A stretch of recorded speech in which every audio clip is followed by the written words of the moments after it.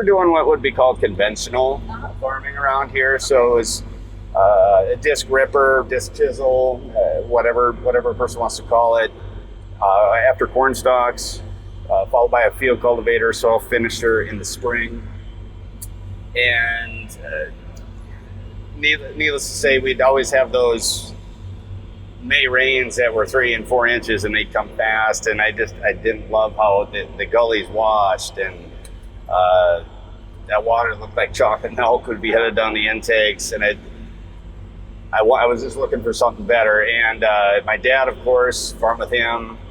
He's still active, and he was very hesitant, worried about warming of the soil and residue problems and so forth. And now today, his acres, the acres I manage, we do it all strip till with one set of machinery, which is nice.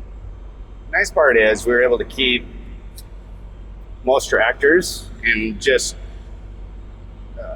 planters relatively the same, a little bit different equipment on them, which with Sprout Ag, obviously I was able to be pretty in tune to what we needed there. And mostly it's just what we do in front of the planter and behind the combine that changed. And I like the fact that we're fertilizing and tilling now at 60 foot wide versus before we would hire a co-op or somebody to spread fertilizer for us behind the combine, and then we'd take out our disc ripper, which is less than 20 feet wide, and have to cover all those acres. Now we're 60 foot wide, a lot better efficiency, less fuel use, that sort of thing, and yields have trended up. I'm not going to be one that sits here and says that, automatic 10 bushel yield gain right away. It's not that simple. On some acres, it was very noticeable. On other acres, it's been maintaining where we were and continuing to slowly improve. But the main thing is our soil's staying put.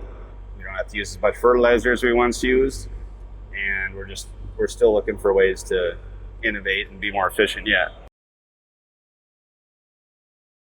So combining fuel use, planting fuel use, it's pretty much the same. I mean, because those operations materially. So if we just talk about tillage and fertilization, I can pretty confidently say that fuel use in those operations have been cut in half.